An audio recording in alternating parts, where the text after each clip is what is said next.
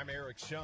The St. Louis Blues have a 6-game winning streak after a dramatic 5-4 overtime victory in Nashville on Sunday. Vladimir Tarasenko scored the game winner in overtime. It was his 3rd goal of the game. It was also his 200th career NHL goal, and it finished off his 4th career hat trick. Alex Pietrangelo, Tyler Bozak also scored for St. Louis, who got 40 saves in goal from Jake Allen, who is making his first appearance since January 17th. The Blues are number 1 in the wild card race. They host New Jersey tomorrow night. The SEMO basketball team suffered a doubleheader loss over the weekend to Jacksonville State. The Red Hawk men were downed 81-64. The Red Hawk women lost 56-39. Both Southeast squads embark on a 4-game road trip Thursday at UT Martin. The SEMO softball team went 4-1 at the Northern Iowa Classic over the weekend with victories over South Dakota State, Toledo, and Northern Iowa. And to me, it just kind of seems like it kind of shows you how much our society likes football. You know, my understanding too was wasn't a lot of dead time. It was just like it's fast-paced. The game got done in no 2.5 kickoffs. hours. Let's see, no kickoffs. I guess they had several other, you know, like unique rules that aren't in the NFL. Incredible 3-course meal at Faraday's featuring super salad, surf and turf pasta, and your choice of dessert for just $35 per person.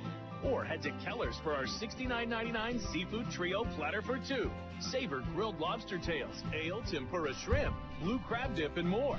For more information or to make your reservation to Faraday's, visit islecape.com. Must be 21 to enter casino. Subject to change. Gambling problem? Call 1-888-BETS-OFF. Does having a game on the TV make a sports bar? Wings, etc. in Cape and Jackson beg to differ. They take their sports bar status seriously. Wings, etc. is the host of the SEMO Coaches Show every Monday from noon to 1. You can watch SEMO away games at Wings, etc. Plus, get lunch specials and daily specials like 69-cent wings on Monday, 69-cent rib tips on Tuesday, 59-cent shrimp on Wednesday, 69-cent wings on Thursday and Friday, too. Plus, they've got free Wi-Fi and a full-service bar and craft beer. Wings, etc. The definition of a sports bar. And now, your ESPN Radio Network local weather forecast. Well, up to 4 inches of rain possible between now and late tonight, and we do have a flood watch up for the area. The ground's already saturated on recent rains, and more rain is expected here throughout the day today. That's plenty. Temperatures top out at 47, rain tonight 45, showers tomorrow, high 47. We're trying to get the Weather Channel. You're up to date with the latest weather forecast right here on the ESPN Radio Network. This is Mike Greenberg for the best in local sports talk and play-by-play. It's SEMO ESPN. This is a proud presentation of Mississippi River Radio Sports, the sports authority. Live in the studio. It's time for the Red Hawks Coaches Show. Live from Wings, etc. Hear the Coaches Show each week on SEMO ESPN 1220 and 1470. And also at SEMOESPN.com and the SEMO ESPN app. Also, watch the Red Hawks Coaches Show webcast live at SEMOESPN.com. Now, let's go live to Wings, etc. for the Red Hawks Coaches Show. welcome in. It is the Red Hawks Coaches Show. We are at Wings, etc. in Cape Girardeau. So we invite you to join us for lunch. It's yucky and rainy out there. Come on in, dry out. Join us for lunch. And, of course, don't forget on Mondays, their award-winning jumbo wings are just 69 cents here at Wings, where they have an outstanding menu that includes their freshly made burgers, subs, wraps, quesadillas, entree salads, much more. Their smoked ribs. Their appetizer lineup includes their ultimate nachos and their deep-fried pickle spears. And, of course, at Wings, they are open late, especially on the weekends, because oftentimes the games run late. And we invite you to join us today, or if you can't make it by for lunch, make it tonight, either in Jackson or in Cape. We'll be in the Jackson location next week for the Red Hawks Coaches Show. So just a heads up there. A lot going on in Red Hawk athletics. So later in the show, the athletics director at Southeast Missouri State, Brady Barkey, is going to join us. We'll be joined by Red Hawks point guard Jonathan Dalton. He will be a guest on the show. And, of course, star of the show is Coach Rick Ray, and he is here. And I don't know, when was the last time the sun popped out? Well, I'll tell you what, I've been on the road recruiting quite a bit, and it just seems like wherever I'm driving, it's like what's the Charlie Brown character that always has the rain over his head? Slep Rock? Yes, it's like Slep Rock. It seems like wherever I'm driving to, it's raining, so I haven't seen it in quite some time. So you are going to actually get out on the road. As soon as we're done here, you're hitting the road recruiting. Where are you headed today? Well, I'm heading to Mississippi to see a junior college game, and then what I'll do is we have practice at 7 o'clock in the morning, so that game is at 8 o'clock, so I'll hop in my car as soon as that game is over with and get back here. And so I think I'm suspected to be back somewhere around 4:30 a.m. is what it'll say. And then I'll do the same thing tomorrow. I'll go to Tulsa and see a young man play on Tuesday and do the same thing there. Can't they get you a private jet, a jet or anything? Yeah. Make that happen for me, Eric. All right, we'll see what we can do. Alan, so you can't – NCAA won't allow you to give the names of who you're recruiting. Can you specifically at least talk about the positions that you're actively recruiting right now? I mean, I'm sure you're recruiting all positions, but, I mean, you're probably focused in on a couple of guys. Yeah, well, the first thing we have in recruiting is you never turn down somebody that's just too good to pass up. So to me, it's always somebody on your list that, hey, he's just too good and we're in there too good for us. Like, I don't care what position he is. If we can get him, we're taking him. Sure. And then we'll figure out the rest of it later. But what we need is we need more guys that I think can go just get a play, somebody that you don't need to run a play for. Somebody that can beat guys on closeouts, more of a dynamic off-the-bounce scorer. So we're never going to turn somebody down who's we call him a Steph Curry, a stunt state guy that can just make shots where the other team can't leave him. So if there's anybody out there ever like that, we're never going to turn a guy down like that we feel like, hey, he is going to space the floor for us and he's going to make everybody on the court better because they simply can't leave him. But what we need more is like guys more like Alex Caldwell. We lose Jonathan Dalton, guys that can just get in the paint and make plays. But we like for that person to be a little bit taller. Like Jonathan Dalton and Alex Caldwell are different, where as far as their paint attacks, Alex Caldwell is so athletic that when he gets into the paint that he's a legitimate threat to actually finish. But Jonathan Dalton can get into the paint every single time, but he's not a legitimate threat to score. So the scouting report on him is, hey, don't help when he drives the basketball, whereas Alex Caldwell, he doesn't see things as well as Jonathan. Well, one's a senior, one's a freshman. JD sees everything going on in the court, where Alex is more, I'm going to finish at the rim. And now you've got a few more bigs than you have had in the past. I want to talk about Gabe McLaughlin. Now, he's not going to go out and score 27 points and grab 16 rebounds every game, but you can see when he did that against Tennessee Tech on Thursday what his ceiling potentially could be, what he is capable of doing. Are you seeing right now a guy who potentially could be a star starting to emerge as a freshman? Yeah, and the thing that I'm most pleased about is not just the scoring, it's the rebounding. When you have somebody that you can count on to be in double-digit rebounds every single game, now you know you have a chance to be good on the defensive glass, because we always talk about that rebound is the punctuation on the end of a sentence. So whether it's an exclamation mark, a period, whatever you want to have, you need that defensive rebound to finish that defensive possession, or you didn't get a stop.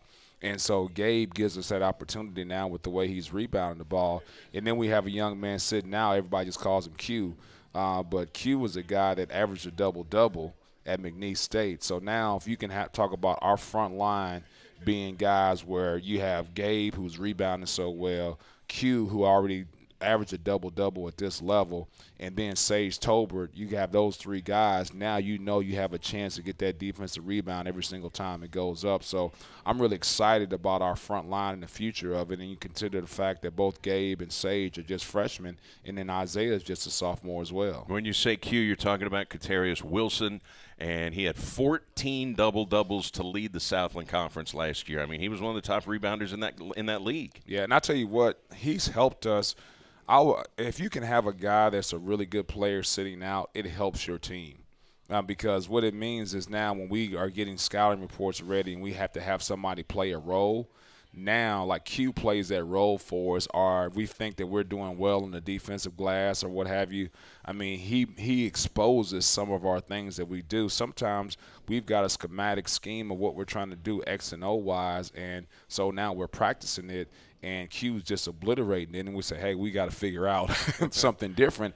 And sometimes everything looks good on paper, or everything looks good when you're coming up with things in theory, hypothetical, but then you have a chance to go out and test it in practice, and you see that, hey, this guy's just not capable of doing it. Our rotation is weak on this side. So he has really exposed some of the things before we got to the game, and it's been helpful for us. And it's also made him a better player, too, because every single time he's going to play the other team's opposing best post player. So he's handling double teams. He's handling digs in the post. He's handling some of the things that we're trying to do. And now we're on him about, hey, you can't turn the ball over here. It's making him a better player as well, too. How much do you think a guy like Q helps Gabe McLaughlin on a day-by-day basis? Oh, it's huge. I mean, I think when you have guys, especially guys with size sitting out, and now you're going against that every single day, and they know what their role is, and they're never going to go outside of that role, it does nothing but help that player out, because now they see where they have to get to. Sometimes guys don't see where they have to get to until they start playing in games, but we were able to see that in practice. We were able to see that in preseason practice, because now they're going against Q, and Q gives them, hey, this is what a Division I basketball player at your level looks like, and this is what you're going to have to get to and if you're going to have success. So I think it's a huge deal. But it also helps us with our guards, too, because now around the rim, when they go in and they try to attack, they've got somebody with legitimate size. Now, like, hey, you don't get this false impression of your ability to finish at the rim because you have somebody like that. Does Q block shots? Would you call him a shot blocker? He's not really a shot blocker, but he can come over and change shots, but he's not as prolific as like a Gabe or even a Sage, but he's good with his position. But his biggest quality he has is his toughness. I mean, it's a physical confrontation, and he takes it as a affront every time he doesn't score or his man scores. You love to have guys like that, right? I mean, that mentality, if you could have a roster full of guys with that type of attitude, you'd probably love it. Yeah, and it's almost impossible to these days. I mean, obviously we have a lot of friends and comrades in the coaching business, and that's the one thing that we talk about all the time is how many guys on your team are actually tough. And that is diminishing every single time, but also the definition of toughness has changed as each generation goes through. So, I mean, I complain about it.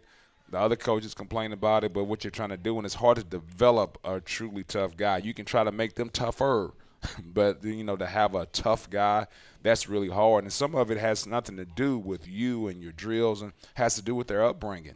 They've been exposed to it, and they've been through some things that make them tough, or they just have, there used to be this theory that if a guy came from two-parent home and came from middle income and things like that, he's not very tough. But then you have a guy that didn't have very much, come from an impoverished background, come from a single-parent home, then he's a tougher kid because he's been through more. But as you go through this coaching fraternity, that's really not the case. I mean, what happens is there's something innate about that young man that has made him tough. And it's not sometimes just from that experience, but I've had guys come from two-parent homes that come from a really well background as far as like the higher socioeconomic scale, and they're one of our toughest kids. So, but, how you figure that out, and that's the hardest part with coaching, you truly don't know how tough a young man is until you get him into your program and you go through some things with him, because it's not just a physical toughness, it's a mental toughness as well too. I was going to say, if you are recruiting a guy, if you're scouting a guy, how long does it take for you to make a determination on whether you think he's going to be tough enough? Yeah, and sometimes it's easy, but then you got to be able to get that person. Right. I mean, you can sit there and watch a guy like Kevin Garnett, hey, yeah, that guy is really, really tough. I love his passion for the game of basketball. Okay, can you get that person? Because you're sitting there watching a young man that may be tough, but there's 300 other coaches there at the July AAU recruiting period, and they're looking for the same thing that you're looking for. So it's like, is he tough? And then also, is he your level, and is he attainable? What are the things that you're seeing? Because you're recruiting some very talented freshmen. What are you seeing or what is the biggest thing that you're selling currently at the moment, you and your assistant coaches, because I know how much time they put in recruiting? Well, I think the one thing that's really changed for me as I've gotten older in this business is my patience and going through the recruiting. It used to be when I was younger, I would always kind of break under pressure, where as far as, hey, if we don't offer this young man or we don't go hard after him, then he's going to go somewhere else and we're going to lose him. Or if we don't offer this young man now, we're going to be behind. And I've gotten to the point now, well, I guess we'll be behind then. And I really love the mentality that football has in their recruiting and how they go about it. Basketball used to be, you do all your recruiting in person. You do all your evaluation in person. And now I say, hey, we got all of this technology at our hand now with Huddle and Synergy and all these games being online. We need to have more of a football approach where we're watching these guys on film to determine, hey, is it a waste of my time to go watch this young man play first? And then on top of that, now I've got an impression, okay, let's get more of an impression. Let's watch more film. So I've come to the point now where I watch film on guys much more, and I'm very selective in who we actually end up recruiting. It drives my assistants crazy because they'll put in a lot of time, like getting the initial conversation going about us recruiting a young man, and I'll watch him on film or I'll go watch him in person. I'm like, nah, didn't like him. Well, he's got this person is offered, these people offered, don't care. I just, to me, we've really slowed down and started to evaluate more to make sure we're bringing in the right person I think that's going to be good for our program. And so it frustrates the assistants at times because they got to do the leg work, the groundwork at the beginning, and then I come in and they got to kind of backpedal out of it a little bit. But to me, I'd much rather take that time and slow down and not be worried about, hey, who else is offered. Hey, if we don't offer him, he's going somewhere else. And one of the best lines I ever heard was when I worked for Brad Brownell, and he got to the point where this whole deal, are you offering? As everybody wants to know, are you offering? Are you offering? And what it becomes like a trophy that you set on the mantelpiece. Now every kid tweets it out. I got an offer from this place. I got an offer from this place, and they collect them. They collect offers. And, you know, Brad started responding like, well, Coach, are you offering? And his response was, are you taking it? and they were like, no, we want to do this. So what does it matter then whether I'm offering or not? You're not taking the scholarship, so don't worry about it. Now, when you're willing to tell me you're ready to take it, then I'm ready to offer. But he says, like, that's like asking someone to marry you. And, like, let me get back to you here in about 6 months after I look at some other suitors and see what other offers I get for marriage proposal. Then I'll get back to you. Coach Rick Ray, Red Hawks basketball coach, joining us here. Wings, etc. in Cape. Jonathan Dalton, Red Hawk point guard, going to join us a little later. So will the athletics director, Brady Barkey. He'll be joining us as well. Let's talk about your big win over Tennessee Tech on Thursday, Coach. You're down by 10 with just under 12 minutes to go, and you come back and win the game 71-66 in overtime. And it was Gabe McLaughlin that hit the game-tying shot with about 2 seconds to go to send you into overtime. It was a 19-19 tie at halftime, so neither team got to the 20-point plateau.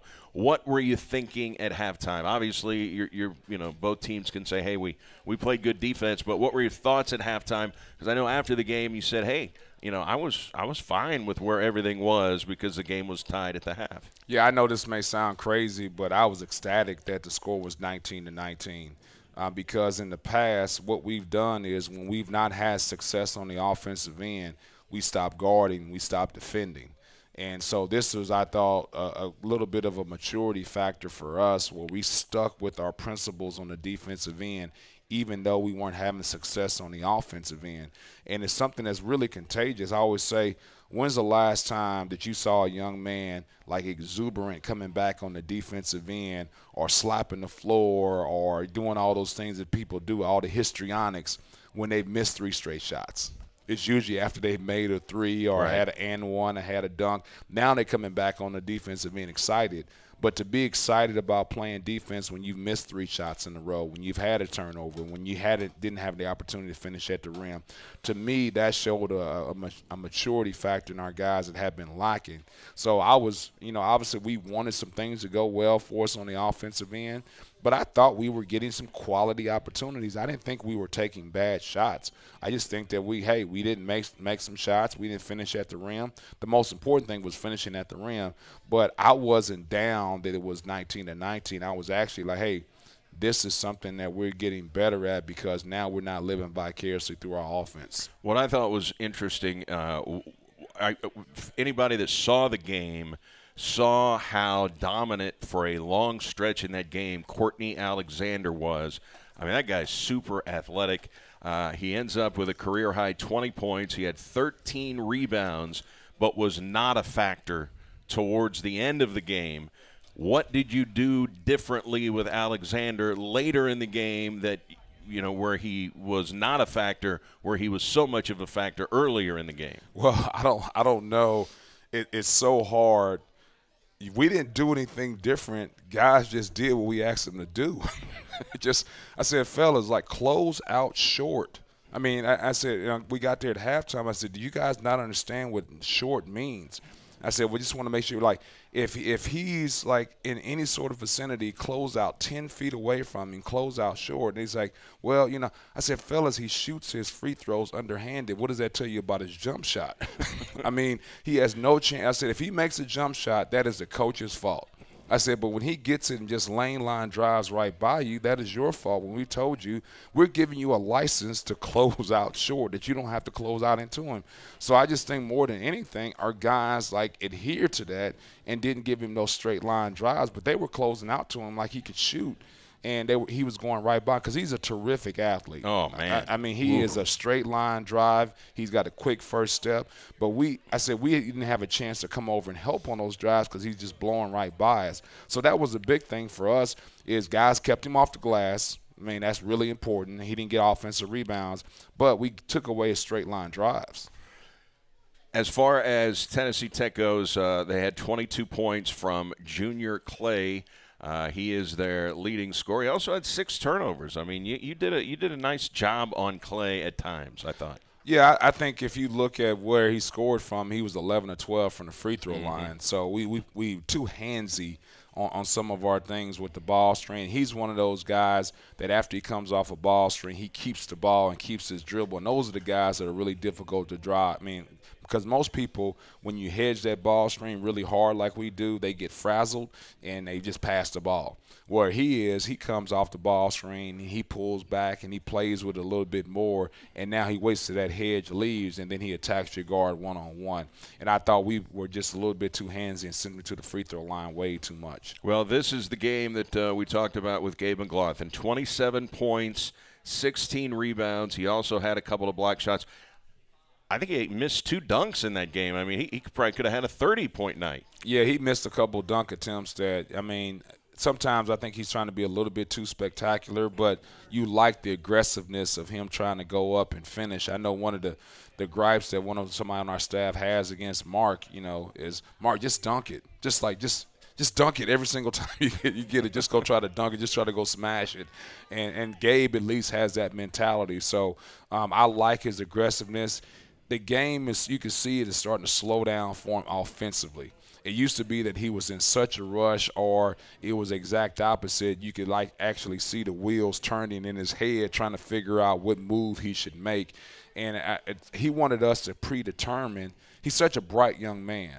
So he wanted us to tell him what the answer was. And I said, I don't know what the answer is because they're going to play different defensively. Sometimes the guy's going to close out short, shoot it. Sometimes he closes out crazy to you. Sometimes you start to go with one way, you're going to have to spin. I said, I can't give you the answers. And he wanted the answers beforehand. I said, you just got to go out and play. And he's starting to figure things out. The game is starting to slow down for him. One of the top big guys in the OVC is Nick Mayo, and I don't know – how much of a shot he's going to get at the NBA, but he's 6'9". Gabe is 6'7". Mayo has a very good outside shooting ability, but he's big and strong and can take the ball to the basket. Do you see McLaughlin potentially being a Nick Mayo type? Well, I think the one difference is that Nick Mayo came in as a freshman with the ability to really shoot the ball. Gabe is not comfortable with that yet. He makes some threes, and this is the first time he'll tell you himself that he's ever taken threes in his career. But I think that's going to be the big difference is, does he grow to a person who's prolific from the three-point line like Nick Mayo is? And then also Nick Mayo does have a couple inches on him, which ends up making a difference. Yeah. You know, there was a young man, the name is, but I always would compare him to him last year, the kid from SIUE. That was kind of like a 6'7" kid that really progressed and got better every single year, and now he was an all-conference guy by the time he was a senior. That's who Gabe reminded me of at the very beginning. Gotcha. And I said he's a guy that can be like that, but I thought better because Gabe was so much more explosive with his athleticism. So McLaughlin finishes with 27 points and 16 rebounds. He also went 5 of 6 from the free throw line. Do you see him, because big guys, you know, they're going to get their shot at free throws. Do you see him being an above-average free throw shooter? Will he have that kind of touch? Yeah, I believe so. I think he's got good touch, but, you know, most of this is mental too. I've seen guys that can really shoot the basketball and they go to the free throw line and they have no chance of making free throws. So I think mentally he's tough. You know, a guy went to West Point. He was originally at West Point, so you got to have some toughness to him to do that. So I think his form is fine. I think he'll be a guy that can end up being a really good free throw shooter for forward. You know something else? When you talk about free throws being mental, we had a guy here several years back. He was a good player. He led the nation in field goal percentage one year, Leon Powell. Mm-hmm. He could hit him in practice. I mean, he was a pretty good free throw shooter. In the game, he had no chance. Yeah. I mean, it is mental, a lot of it, isn't it? Yes, it really is. And you could talk to countless people that played with Shaquille O'Neal in the NBA, and they said in practice he's just ringing the bell. Then he gets to a game, and he has no chance of making them. So, I mean, it's funny to me you talk about free throw shooting because my son was fascinated by the way Courtney Alexander shot his free throws. I mean, shooting them underhand like that. And so kids you tell them about Rick Barry? Yeah, but he doesn't care about that at all. But, you know, kids have a way of putting things in perspective for you. And I said he's shooting them underhand because he's a really bad free throw shooter. That's why he's shooting them underhand. And so he says, Dad, but he shoots 43% shooting them underhanded. So, like, that's not working either. So you would think that he would just go back to the other way. And I'm like, great point. So, you know, the most famous guy that ever shot him underhand was Rick Barry, and he was statistically one of the greatest free throw shooters in the history of the NBA. How long has it been since you've been involved in coaching a game where someone has shot him underhanded in a Division I game? Well, it's you know, some of these things that happen in basketball. So it's one of those deals last year where I'm watching Tennessee Tech, and I'm getting ready to nod off. I mean, it's 2 o'clock in the morning. And then you see something that just reinvigorates you. So I'm sitting there and I'm watching tape, and all of a sudden you see him shoot a free throw, and you're like, whoa, like, what was that? And so I go back and I rewind it, and then he shot him again. So now, like, it keeps me up for another hour and a half watching tape because, like, I'm waiting for him to shoot another free throw so I can just be fascinated with the fact that somebody is shooting them underhanded. I mean, and it's funny because the biggest weapon ever in the history of the NBA in basketball is Kareem Abdul-Jabbar's skyhook. I mean, there's no ifs, ands, and buts about it. But you can't get a young man to do it because the way it looks is not cool. I mean, even though, hey, if you get this in your arsenal, you could probably be one of the best players ever to play. But no one will do it because of the way it looks. It's not cool. And so, I mean, just to get the young man to do that, I mean, you know how hard that must be? It's like, I mean, because now it's like everybody's going to make fun of him. I mean, there's no if. I mean, every single time he goes to an opposing arena, I'm sure our fans, they were like, whoa, like, what was that? I think there were fans that said, did you see that? Did you see what he just did? Yeah, so, I mean, he's getting that type of reaction every single time he shoots a free throw. So that get a young man to, like, stand up to that And he might, hey, I might be bad free throw shooter, but I'm not getting made fun of every single time I shoot a free throw. I'd rather shoot air balls, but I'm shooting it the regular way than shoot it underhanded, shoot it granny style. Okay, so you win the Tennessee Tech game 71-66. You outscore them 13-8 in overtime. And in overtime, 5 of 6 from the free throw line. I mean, you win a lot of close games by good free throw shooting.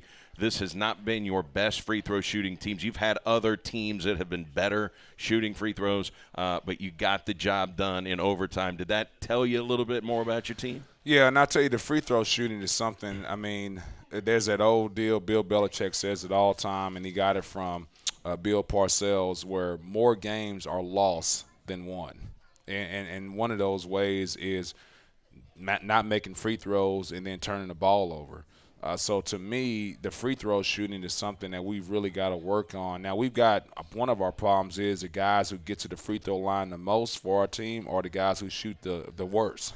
So we've got to get to a point where those guys that are getting to the free throw line so much, which we obviously want them to continue to do, they've got to step up and ring the bell. But it also becomes contagious, and that's where we've got to have a stronger mental fortitude to stand up. Like, just because this guy missed it, and a lot of those are front ends and 1-and-1s, and those are the killers. Yeah, they are. You know, and so the guy I worked for at Indiana State, you know, he was unbelievable. I mean, so the guy would get his name's Royce Waltman, by the way, for those who don't know him. Royce Waltman. So and everything he would say, it was loud so the kid could hear it during the game. And so we had a guy, I mean, it happened all the time. He would drive and he wouldn't finish, and he should have probably finished. And so he'd get to the free throw line and he missed the first free throw. And he says, like, we had a chance for 3, now we got a chance for 1. And then he said, this SOB has no chance of making the second one because he's soft. and the kid is hearing all this. And so the kid now was just sitting up there shaking, and he misses it. And, come back and like, then coach would get all over him about missing the free throws, and then the kid would go down there and he would ask me, Rick, what the hell is wrong with that kid? Probably because you chastised him for not finishing and told him he had no chance to make the second free throw, and then you just got on him in the timeout where you didn't coach at all. All you did was yell at him. I think that's probably what's wrong with him, but let's move on. The chance that might have part of it. So you did not – I know you didn't want to hear the news after the game at Tennessee Tech that UT Martin had upset Jacksonville State because Jacksonville's coming on Saturday. They played like a team that had just been upset. They came in breathing fire. They got off to a quick lead, and you can see why they're among the elite teams in the OVC. There are 4 teams that have kind of separated themselves: Murray State, Belmont, Austin Peay, and Jacksonville State. I mean, they're among the elite teams in the conference. Yeah, well, I tell you this, it's always a difficult situation when you're playing somebody that's down a man or down personnel-wise, and they were actually down their leading scorer and their third leading scorer. And so our guys, it's Frank Martin has this deal. He says, well, if you know something is going on or you think something is going on, you better address it because you don't want somebody else addressing it. So it's obvious that our guys know, because you break down personnel, that these guys aren't playing. They're in street clothes. And so now what's the mentality? And so you address it, but then it's like, hey, are we addressing it the right way, or does it not matter what we say because they think this anyway? So most guys, when they see somebody out, they're like, this will be an easy game now because such and such is out. And you don't want them to have that mentality. So you address that and you say, hey, Jacksonville State is who they are. I mean, they could care less about who's playing, who's in, who's out. They're going to go out and they're going to defend. They're going to punch you in the mouth, and they're going to be physical because that's who they are. And I said it's not just an anomaly. It's not just this year. It's every year that Ray has been there. That's the way they play. They're number 1 in scoring defense. They're number 1 in field goal percentage defense, and they're going to be number 1 in rebounding. I said that's not changing. And so I just try to get our guys to understand that. Then after the game, I said that's the standard where you need to get to, fellas. where, hey, no matter what's going on, this is what you're going to do. And that's what they did. They could care less. Hey, we're going to defend, we're going to be physical, and we're going to rebound. We could care less about the scoring aspect of it. Now, they are second worst in the OVC in three-point field goal percentage, and you get so upset that I went back and watched the game that night. Some of those shots were just contested, tough, deep shots that I thought our guys defended well. But, I mean, you playing a team like that who's the reputation of not being a great shooting team, and they just got hot from us. But we created some of those things, but while some of the things we didn't do defensively that led to some of those open shots. But some of those shots, I've watched plenty of tape. They missed those. But more than anything, it was just our mentality, our approach to that game. And we've got to grow up and have that mentality and approach to the game like Jacksonville State does. They could care less about who's there, who's not there. They're going to be tough. They're going to rebound. They're going to defend. Marlon Hunter finished with a career-high 27 points and 12 rebounds in that game. He probably scores more or gets more shots with Burnell not being there. So he probably took more shots in the game against you than he probably normally gets because Burnell's getting a lot of those shots. And the other guy who was out, too. I mean, he's getting his shots. But going into that game, the guy had made 7 3-pointers all season, and he hits 5 in that particular game. So I'm sure the scouting report on him was not, he's a guy that can't be left alone. Yeah, and that's the frustrating part. And as a coach, you always go through these things. It's like, so this is the night the guy goes off. I mean, he's 5 of 6 from the three-point line, and he's made, like you said, 6 the whole year. 7 all year. The whole season. I knew that, and so everything was closing out short. Now, he has a great high release. The thing we talk to our guys about is his shot fake ability. He's really good. He doesn't miss from 15 feet. He doesn't miss from 17 feet, but he doesn't have three-point range. But obviously he got hot, and you can't contest his shot because his shot is so high. So you can put it up there and contest, but it really doesn't bother him at all. But those are the things that end up being frustrating for you as a coach. Like the analytics tell you to close out short because he's not a three-point shooter. Then the young man goes 5 or 6 from the three-point line. Now you're getting ready to head – I mean, it's a 4-game road trip, and, some of these teams are very good. You get UT Martin, who was in last place for most of the year, and then suddenly they've reeled off a couple of wins in a row. So they've got 3 conference wins. They're playing their best basketball, and we talked about it this morning on the Sports Huddle. You go back and look at some of the scores with UT Martin. They easily could have maybe 6 or 7 conference wins this year. They've lost some heartbreaking, tight basketball games. So you've got them Thursday, and then it's at Eastern Illinois on Saturday. And Eastern Illinois, has already beaten Austin Peay this year. Peay's only lost 2 conference games. One of them was to EIU. Right, and then obviously with both of those teams, we won those games. And they were really close contests, especially obviously the UT Martin game that went into overtime. And then you don't know what they're going to do defensively. They're going to try to play man-to-man, and if their man-to-man is not successful, then they go to that matchup zone. And that matchup zone gives you a unique situation where you've got to prepare for it, but you don't want to over-prepare for it because they may not run it. But it all depends. You hope they run the matchup zone because that means that they're not guarding you in your man-to-man. So it's something you have to prepare for, but they've got some confidence, obviously, to be at their place as well, too. So we've got to make sure that we're going to that with the right mentality. All right, Coach, I know you want to get out of here. You got to get on the road recruiting. We appreciate the time, and we'll see you in Martin on Thursday night. Thank you very much. All right, that's Coach Rick Ray. And Jonathan Dalton, Red Hawks senior point guard, is going to join us when we come back. Brady Barkey, the athletic director, will join us a little later on in the show as well. It's the Coaches Show from Wings Etc. on SEMO ESPN. Game on the TV, make a sports bar, Wings Etc. in Cape and Jackson beg to differ. They take their sports bar status seriously.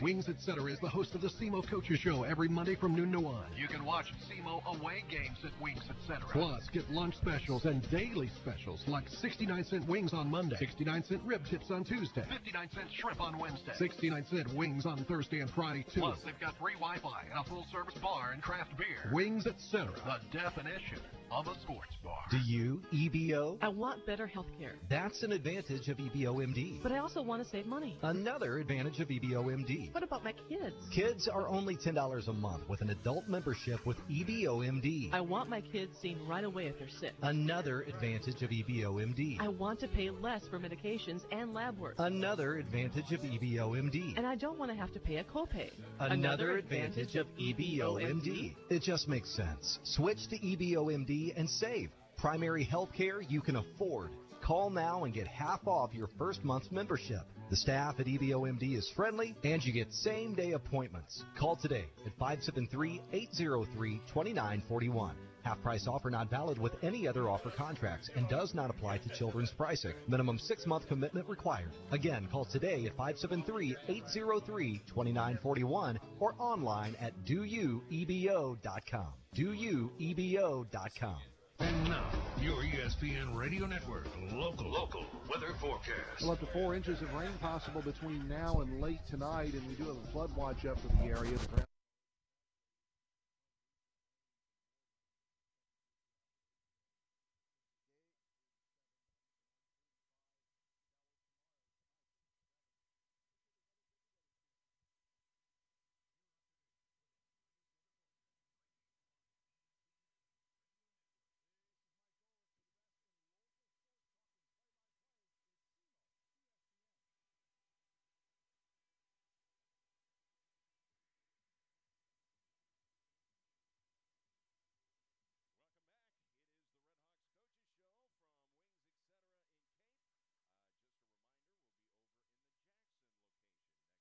Hope you can join us then.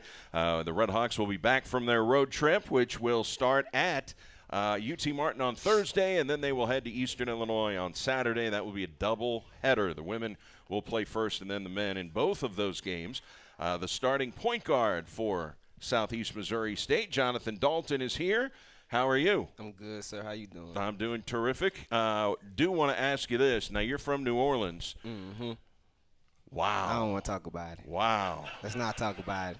I at least have to ask you as a Saints fan, and I'm sure that you've got all kinds of friends in New Orleans who are rooting for the Saints, and that had to be physically like someone punched you right in the groin. Well, it's like this 2 years in a row, something crazy happened to us. You know, the Minnesota when that was. The Minnesota, yeah, the Minneapolis Miracle, right? Yeah, that happened, and then the refs just cheated us. So, you know, we used to getting screwed over. It's just when will it stop is the question. Gotcha. Well, camera time, man. Coach Ray is a Chiefs fan, and had D Ford lined up on sides, they would have beaten the Patriots. So both of you guys were probably feeling awfully low after the championship games. Yeah, Joe Hobbs wearing his world champion Patriots hat, and no one is excited about that at all, Joe. It's hard to go against Brady though, so Tom Brady. Now, Drew Brees had a tremendous season. How big of a Drew Brees fan are you? And he's been pretty loyal to the New Orleans Saints. He's had an opportunity maybe to test the free agent waters, and he's always said, you know, he wants to stay in New Orleans, and he always backs it up by putting his name on a contract. I've been a big Drew Brees fan since he came in there. You know, he did a lot for the city. It's more than just on the field. Like, after Katrina, he was there and supported people, and he still is. So, you know, we look at him as like family, like the city, like he's a hometown hero. It feels like he's from New Orleans. I remember now, was Katrina in 2005? Yeah. Yeah, 2005. We played baseball in 2005 at Tulane. SEMO played at Tulane. At that time, Tulane was the #1 ranked baseball team in the nation. Mm-hmm. So I was down there and saw New Orleans before Katrina.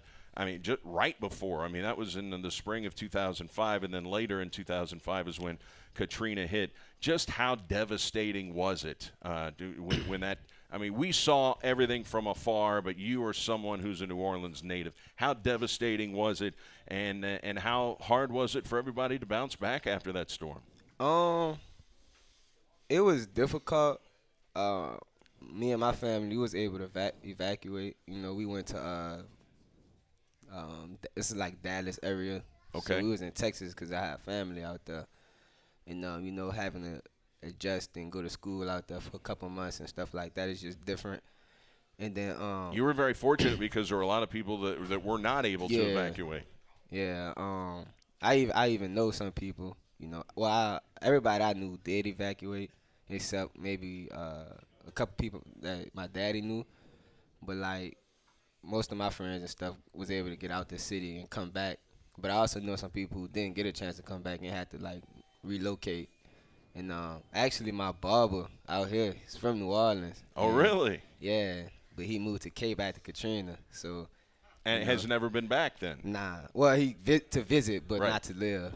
But How you know, cool was that when you found out he was from New Orleans? I was shocked. Like I had no idea, and it kind of it brings a little joy to you because it's like, wow, you know, from where I'm from and went through the same stuff. Now, I've been back to New Orleans several times since then. We've played New Orleans in basketball, the University of New Orleans. Yeah. We played the University of New Orleans in baseball. They just opened a new baseball stadium just a few years ago. So I've been back. I mean, it's different. Yeah. Since the storm, it looks different. Yeah. You know, it took a couple years just to get the city back on its feet. You know, as far as like the culture and things like that, that's gonna always be there. It's just so many people are gone, like from before Katrina, and it's like you can feel the impact. Like a lot of stores has closed down, and like on the East Bank, you know, I stay on the West Bank, so on the East Bank, they just got a Walmart like a year or two ago. Like it was a while since they had a Walmart, so they would have to always come 30 minutes to go shopping and stuff. So you know, but I think all together, we, you know, back on our feet, and with the help of the Saints, you know, the Saints being such a big deal down there, it's like they like the glue of the city, bring everybody together, and it just shows that culture we have, you know, with Mardi Gras and stuff like that. We need those things because without it, you know, it's just all we're gonna be known for is Katrina. Right. So. Well, the New Orleans Pelicans NBA team. Did you have you been a Pelicans fan? I mean, they weren't always called the Pelicans, but yeah, I wasn't. I've been a New Orleans basketball team fan since. Okay, so all of a sudden, Anthony Davis says, "Nope, I'm not re-signing. I want to get traded." All of a sudden, they take him off their hype video. Yeah, there was a big deal made of that. What is it like now for New Orleans basketball fans to hear this about Anthony Davis and know that he's going to get traded? You know, I've been hearing mixed emotions about it. You know, some people are upset, some people not. Me personally, I can understand his frustration and stuff because, you know, he gave us 7 hard years. It's not like, you know, he was here for 2 or 3 years and now he's just out of it. Like, he actually been here since his rookie year. Now he's going into his 8th season. So it's like, you know, he gave us everything he had when this team had nothing. Like, it was just him. So I'm not really upset. Like, it's time for him to, I guess, move on and try to actually go somewhere where they're going to win instead of wasting his prime years. Now, do you want Boston to trade for him? Because the talk is maybe Boston could put together the best package, and we keep hearing the name Jason Tatum potentially could be a guy that could go in that Anthony Davis deal. I suppose as a New Orleans basketball fan, the name Jason Tatum probably sounds pretty good if they can pull off that deal. Yeah, that would be nice, but I really think what they're going to do is end up, you know, waiting to the end of the season and stuff to see who's going to end up getting, you know, that first pick, and they're going to try to get Zion or someone like that, because if Dell Demps would have traded, that's the general manager. If he would have traded AD to the Lakers or anybody before that All-Star break, then he would have got fired, which he's still going to get fired because he's the reason why they're in this hole now, but it would have been, like, right there. All right. You play alongside Gabe McLaughlin, Jeff Hanza, sports information. I keep saying sports information director. Strategic communications director at SEMO. Jeff Hanza lets us know that Gabe McLaughlin, who had a pair of double-doubles this past week, is the OVC Freshman of the Week. He had the 27.16 rebound game against Tennessee Tech and a 13.10 rebound performance against Jacksonville State. How fun is it to play with that guy? We've had him on the show. He is a great guy. It's character. I'm proud of Gabe because, not too long ago, I want to say, what game was that? Belmont. He was so down on himself because it's like he couldn't throw a rock in the river. And, he was really down on himself. And I told him, I said, Gabe, let's say you stay here for 4 years. You play college basketball for 4 years. What is 30-some games we play a year? You're not going to have great games. You're going to have them type of games. It just comes with even the greatest players in the world, who get paid millions to do this. James Harden could not hit a shot in the playoffs. Yeah, so it's like, you can't hang yourself on it. And obviously he didn't. He came back this past weekend, and he just was amazing. 26 points? 27 points, 16 rebounds. Yep. That's amazing. And he's only 6'7". He's athletic, but it's like he's not the biggest guy doing these things. So, I'm proud of him, and I hope he's able to keep that going for the rest of his career, which I think he is because, first of all, he plays hard, and he has the skills. He just, is growing. And, he's also, what people don't know is Gabe is actually a good leader. He's going to be a great leader. He's one of the people who speaks up and always try to be positive and stuff. He don't hold his tongue, and that's a good thing. Explain, as a point guard, you've got to take a lot of leadership roles on a basketball team. Explain to everyone how important it is to have a leader on a basketball team. This is something even Coach Ray says, you don't have your team that's led by the coaches. You want to have a player-led team, that kind of culture, because at the end of the day, we around each other more than them. They around us at practice and the games, and if we have a little team get together, but majority of the time we with each other, and that's who we on the court with. So having players that's led by other players, it's something we're gonna actually want to hear that coming from. The coaches tell us these things all the time, but it's different when it comes from a player, somebody who's actually on the court with me. Jonathan Dalton, Red Hawks point guard. And I got to ask you before we go to commercial break here. I'm guessing boneless wings is what you got.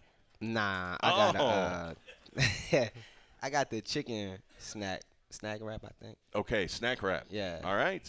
I knew it was chicken related though, because you crispy chicken. You like the chicken. the chicken strips probably as much as anybody on the team. Yeah, I was being too embarrassed getting that. Right. I got you. All right, we don't want him to be embarrassed. Jonathan, thank you so much, and we'll see you Thursday in Martin, Tennessee. Thanks so much for your time.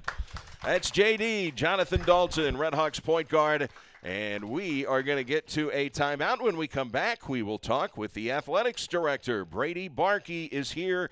We will catch up with some SEMO athletics with him after this timeout. It's the Red Hawks Coaches Show from Wings on SEMO ESPN.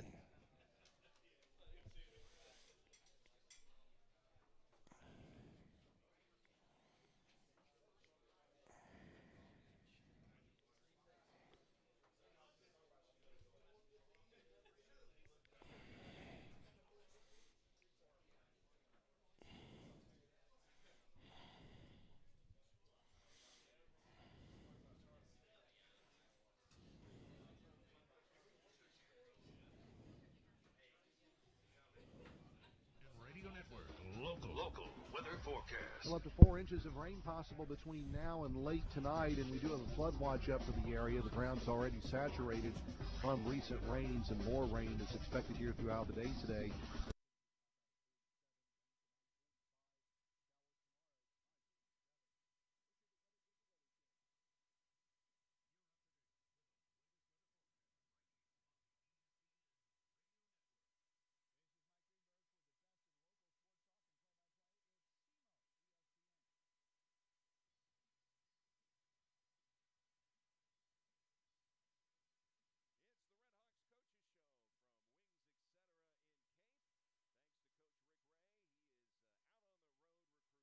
so he's going to be getting back late tonight, early tomorrow morning, actually, as he heads down to Mississippi to watch some basketball. Thanks to Jonathan Dalton, the Red Hawks point guard, for joining us for a few minutes as well.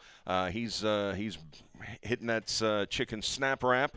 And we've got the athletic director, Southeast Missouri State, Brady Barkey, here. How are you? I'm doing well. How are you? I'm doing good. What a opening weekend for the softball team. I mean, they go to the Northern Iowa Classic up in Cedar Falls, Iowa, and not only beat the host team, Northern Iowa beat them twice, went 4-1 over the weekend, and I checked the preseason polls in the Missouri Valley. Northern Iowa was picked to finish second in a really good softball league, the MVC. That's a really good opening weekend for Red Hawk softball. Yeah, I think everybody thought that this team has a chance to be good this year. We returned a lot of pieces, but you never know early in the year. You're battling the weather, practicing and preparing. You don't know what that's going to be like. But I had an opportunity to get to watch a couple of those games. Not very often that it happens that you get a chance to watch softball on ESPN Plus, but we were able to have a couple of those games on and got to watch them, and a really, really convincing win Saturday night when they short gamed them 16-0. That was a fun one to watch, and then got to watch them compete yesterday. I think I saw they had 12 two-out hits in that game. Yeah, it was one of those that it was nice to hear the commentators so complimentary of the lineup, really top to bottom, because they earned everything they got. Baseball starts this Friday, as a matter of fact. Western Michigan will be in here. We'll see how the weather cooperates, but I know it's going to be a fun spring. Andy Sawyers, I know, is excited about this year's team. We're going to have Coach Sawyers on the Sports Huddle at 9:30 tomorrow morning, so we'll find out a little bit more about the baseball team, but here we are, softball and baseball. Yeah, when a year ago, Andy and I were talking about the baseball schedule, and we thought it was a really good idea to see how many home games we could have. Number one, I was hoping the weather would be a little bit better than what it looks like it might be this weekend. But I also thought maybe that the facility would be a little bit further along than what it is this weekend, too. Now, explain to everybody what it's going to look like for most of the spring, because I know construction is going to be underway. Can people sit on the first base hillside? I know you can't drive through there. What's it going to be like going to Kappa Hall this spring? Yeah, I'm actually after this, I'm actually headed to a meeting with the city to kind of talk through some final logistics. But I think, unfortunately, for a lot of our season, it's going to be under construction, and we're going to try and make it the best that we can. One thing that we are going to be able to do, that roadway that's currently closed, we are going to open that up during our season for our games, so that people will still be able to park in that roadway, like we have in the past. Now, eventually, once all the work is done, then that will just become a pedestrian way. But for our season, we're going to treat it as much as it has been in the past. We're going to tighten it up a little bit, and we're not going to let people park in the grass and the mud areas and those kinds of things, but still allow people to be able to have that, because there's really not those other amenities that are going to be done yet this spring. By the time this summer comes around and the work is done in right field and some of those other improvements, then, I think that gives fans a different place. But we really felt like it was important to make sure that we kept it as similar to what it's been in the past until those improvements can get done. Now, can you explain for the people that over the years maybe they've watched games on the first base hillside, is the way that the construction is going to go, is that portion of the spectator area going to be inside the ballpark itself when they're done? Yeah, so they're basically they're fencing the ballpark in on the other side of that roadway, and so eventually that will be all repaved, leveled out, and that will be a space for people to be able to sit, have tables and chairs, and people be able to use that as a seating area. Basically, instead of just parking their vehicles there, that will still be spectator seating area. and then have room for food trucks and some of those other vendors to be able to be parked up there as well, and make it something where people can congregate, can socialize, and you don't have to worry about traffic crossing and those kinds of things. And so when that's all done, that'll be nice. That'll be a nice addition to the park. I think the hillside, being able to bring a blanket and sit and those types of things, I don't envision that going away. I think that'll be still a really popular place for people. But the vehicular parking will be something that'll be different. Of course, after our season, we'll see that first this summer as the Catfish play, and then we'll have to adapt to that into the next year once those are done. Will there be expanded parking there? Is that part of the construction plan? Yeah, my understanding is the plan is for them to ultimately do kind of outfield parking out where that smaller field is, right. In straightaway center, and kind of wrapping around there, making that an opportunity for parking and be able to get it away from people parking on the green space next to the basketball court and those kinds of things, to be able to create better parking opportunities for people. I know one of the things that you personally were spearheading, had been talking about for a while, was the party deck over the right field wall. I know that's something that you really wanted to see come to fruition. We are going to see that, right? Yeah, we are. We're probably not going to see it again for our season, but it is something that we'll see start to take shape during our season. And I think their timeline is to be able to try and have that ready this summer when the Catfish have their first season. But that'll be a two-tiered deck that will be a good corporate space, I think, for them. We'll have to talk about it. I envision us maybe using it a little differently than what they will, and it maybe be something more similar to what people are accustomed to down the first base line. Sure. Where people can kind of maybe have a portion of it and socialize and bring food and drink in or something like that. I think there's a lot of flexibility that provides us, with potentially some parking immediately behind it too, which could be attractive for people. But that'll be nice. I've long wanted us to be able to find a way to get our fans closer to the field to where they can impact games by being loud and maybe talking a little bit to opposing teams, where you just can't get that same amount. Even from Cherry Hill or from the first base side. So giving the right fielder the business on occasion. Of course, yeah. Of course. Now, good hospitality, you'll feed them afterwards or something too, make them feel a little better. But yeah, that's something I think will be positive by the time it's all said and done. Yeah, one more question for you. The football recruiting class is all secure now. We just had signing day, and I know they had a big signing party. Pretty big class, and boy, I couldn't believe 14 offensive linemen signed by Coach Tuke and his coaching staff. There's a lot of excitement around football right now. Yeah, there's a ton of excitement. The number of people that have already circled August 29th on the calendar for that home opener with SIU. It's having the momentum off of this season by itself is one thing, but then knowing everything that you're returning is another one. And we knew the offensive line was a group that we're going to have to reload, there. And so not surprisingly, you got enough to be able to have some healthy competition through the spring and be able to see some guys that are going to come in and make an immediate impact, this fall.